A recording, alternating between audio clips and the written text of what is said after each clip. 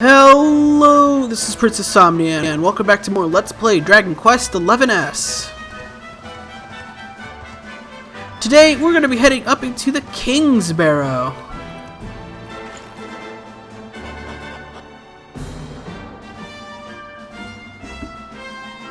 Just over here,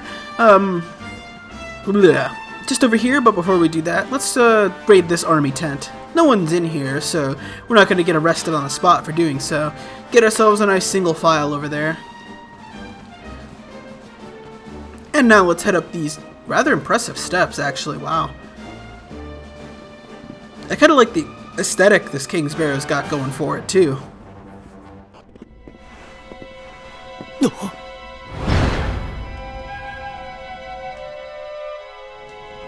What the heck happened here? Who did this to them? Huh?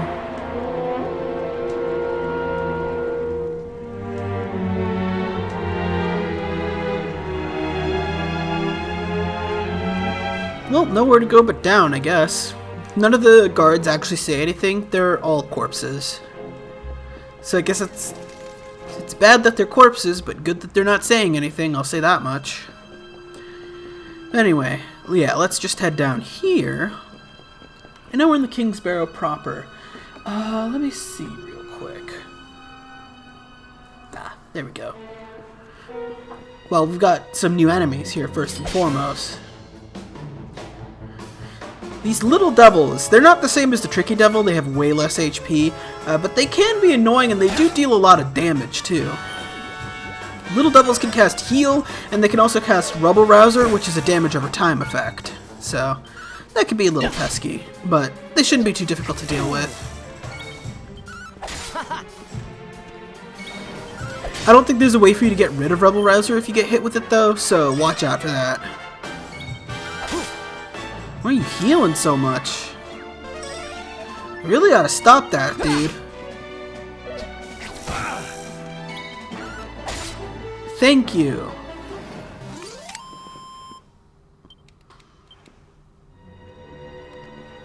Let's see. Oh, and you got another new enemy here. These guys are heal slimes. Take a one guess what these guys can do. Would you look at that? They can heal themselves. Yeah, that's basically what the heal slime does. They heal. If you're fighting other enemies besides heal slimes, you might want to try and get rid of them as fast as possible because they will also heal other enemies instead of just themselves. So that can be a little pesky to deal with if you're not careful. Another one? There we go. Let's see. There's a couple other new enemies here, but we'll get to them as we get to them. If we crawl out here...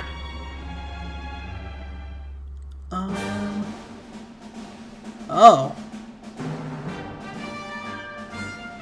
Well, we might as well get this. Since I'm already here, I'll just show off. It's another sparkly spot, but whatever. Hardy hides might come in useful later when we're making, like, leather and leather-based items and whatnot, so I guess that's okay to okay for us to collect. But yeah, let's head over this way. Kingsbarrow, not too big, and there's not too many treasures here, so... But there are stuff here and there that we can get our hands on. Let's see, the Smogs are also back, but they're no different than they were in the previous encounters with them. Alright. Crawling up here out of this little hole in the wall. Wouldn't necessarily call it a window because it doesn't look like this was intentional, but if we crawl up and out of here, much like on the other side, we can go down and around this way to collect something else. This time an actual treasure containing a strength ring, which we'll give to Erik. He can use it. There we go. It'll bump up his attack power by a decent chunk. Let him live his life as the DPS he was meant to be. As the DPS we deserve. Alright, enough of that. This way we'll actually be able to fight another new enemy in this area.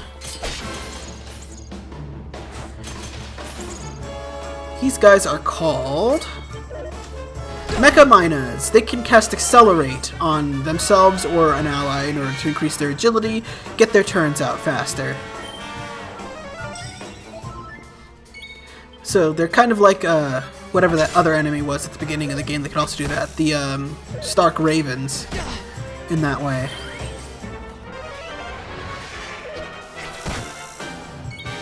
Which can be annoying, but nothing we can't handle. They're also kind of defensive. Like, they just have higher defense in general, so that can be a little troublesome to deal with if maybe your attack power isn't quite up to snuff.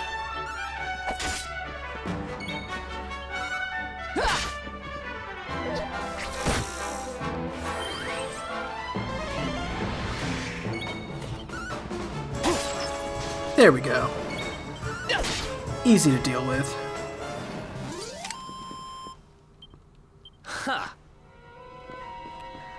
Let's see, what's this? A Wing of Bat. Ooh, we got another level up for Loto. And we got the Sizz spell for it, too. And excellent, we got another level for Erik, too. Let's slap on that sleeper hit. Don't be sleeping on them sleeper hits. Yeah, we're getting close to dual wielding now. Well, maybe not that close, but we're getting there. I think we need 7-ish points to get the new ability for Loto, though, so it'll be a little while before then. This chest here contains a regular Templar's uniform, if you didn't forge it earlier, but I already did. By the way, you can use the fun-sized forge to rework gear that you found, just as long as you have the Perfectionist Pros. It doesn't have to be gear that you forged, it can just be gear you found, too, so. That's nice.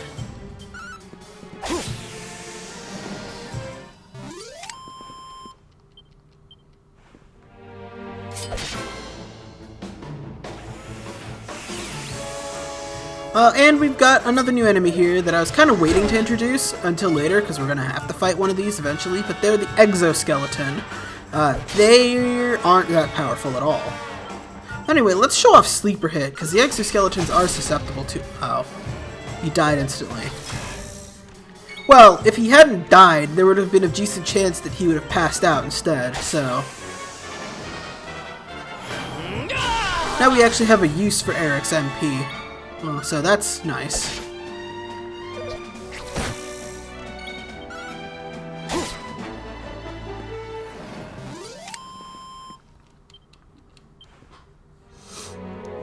Alright. Yeah. That's all the treasure on this floor, I believe, so let's head on even further beyond. And by further beyond, I mean further down. I guess. Nothing for us here either, but a couple of Mecca Miners that I don't feel like fighting. And nothing over here either. Alright. So... Oh, is the game going to explain something to me? Yeah, it is. You see that exoskeleton over there that's glowing? Let's kill it. If you take it out, we can hollow out its shell and crawl inside of it and take control of its body.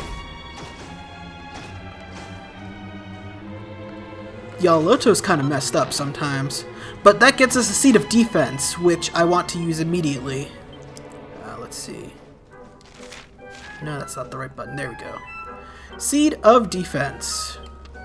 Increases your resilience by a decent amount of points. Seed of Defense seems to be one of those seeds that increases whatever it's supposed to increase by a lot more than some of the other seeds do. And we also got a recipe book for feathered caps, which we might actually be able to make now. You good? That was the party talk menu, which was the select button, and I really did mean to press start. Let's crack open the fun-size forge.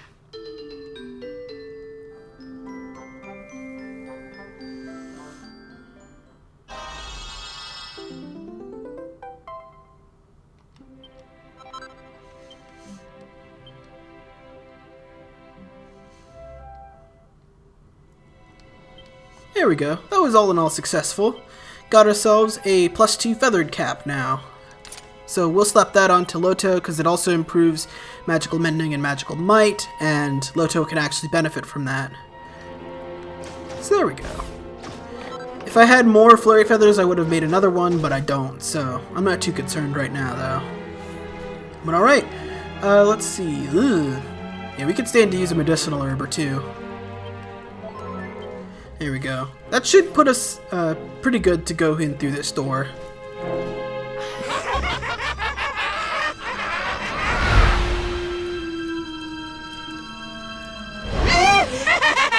They're taking candy from a baby! This is going to get us into his good books! I just know it! We're sure to get a big reward!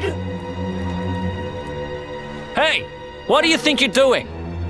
That orb belongs to us. Get your filthy hands off it.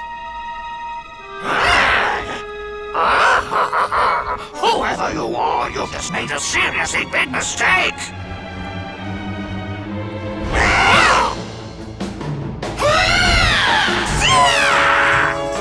Let's go. Alright, we've got a boss here with a pair of grim Griffons. Griffins? Griffon. I don't know. Now these guys, they've got about 125 HP each, and they can cast Decelerate to reduce the agility of both of our party members. They can cast Whoosh for wind elemental damage on both of us, and they also got a pretty nasty attack as well, so that's not very nice of them to have. Let's put one of them to sleep so we can ignore him for a little while. So yeah, you can sleeper hit them. If you physically attack an enemy that's been sleeper hit, they will wake up, but magic won't. You can also just kind of wake up naturally though, so... Ow.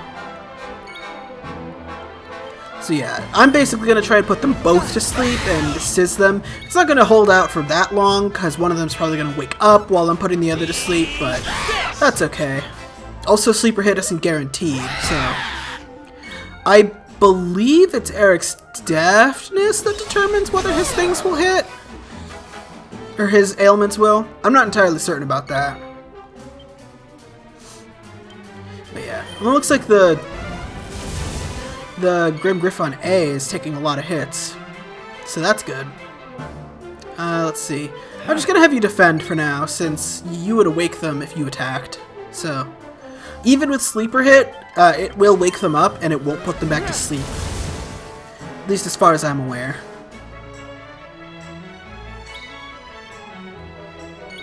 Well, we've kind of got the run of this fight, huh? I don't think I've ever had both of them to sleep for this long before. I really had to open my big fat mouth, didn't I? Ow! Alright, back down you go. Oh, that just killed him. Well, I guess that works.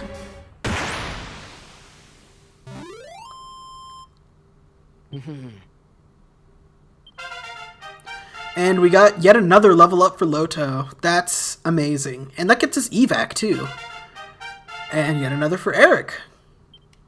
We're really kind of raking it in now, huh?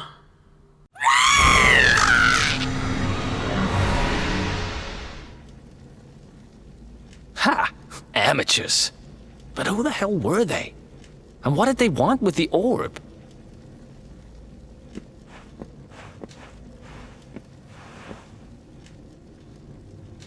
Well, whatever. It's back with its rightful owner now. And about time, too. You know, after they threw me in jail, I thought I'd never see this thing again. But here I am holding it. You're some kind of lucky charm, you know that? I've got a feeling that if I stick with you, everything will turn out okay. Just don't ask me what I mean by everything. That's my business. Right, I've done what I came to do. Guess we should head east and check out that door of departure place your grandpa mentioned.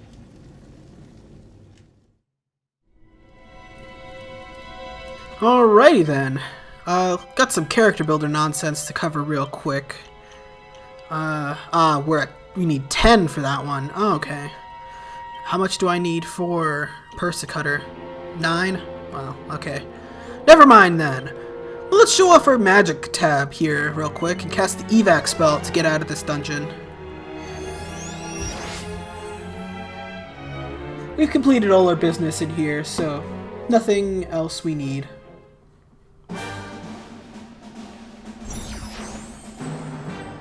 Alright, so I'm going to head back to the campsite real quick to rest up, heal, regain our HP, and then we'll head on over for the door of departure right now. I don't see why not. Alright, so back at the campsite, just remembered I didn't actually have to rest up because we both leveled up, so instead we're just going to take the horse over this way towards the door of departure. Don't think there's really anything really critical for us to pick up really in this area really, so not too really worried about it really. Yeah, nothing important. Can't take the horse any further, so we'll just crawl under there and head on over this way and be on our way. There it is, right over there, ready for us to head to.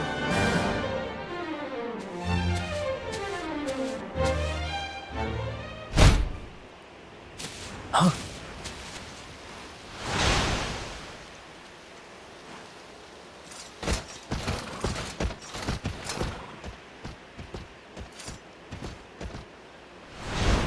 Did you really think you would escape me, Darkspawn? Damn it, they found us.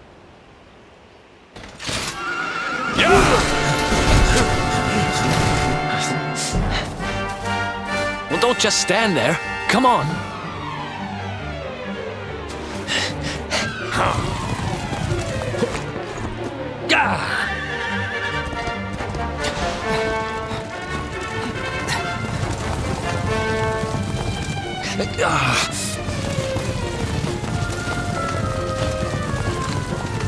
Fire!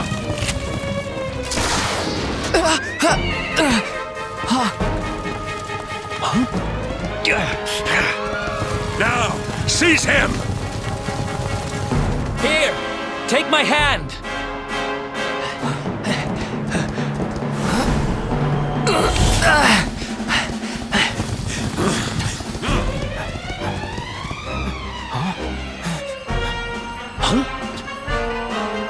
Quickly, the keystone.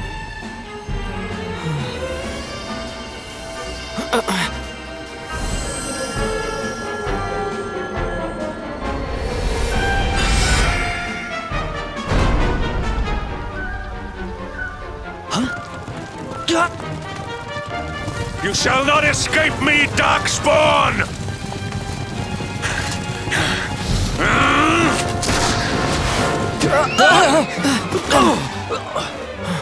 Run, now!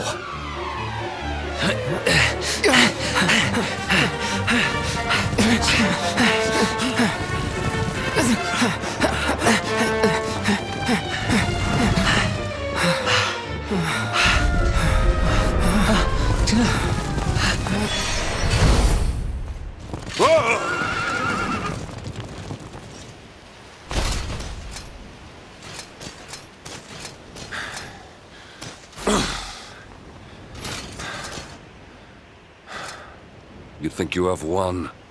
The game has not even begun.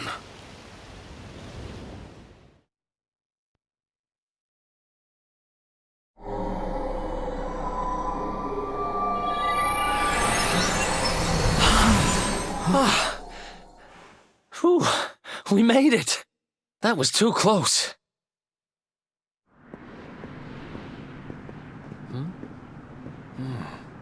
So, where exactly are we? I don't recognize this place at all.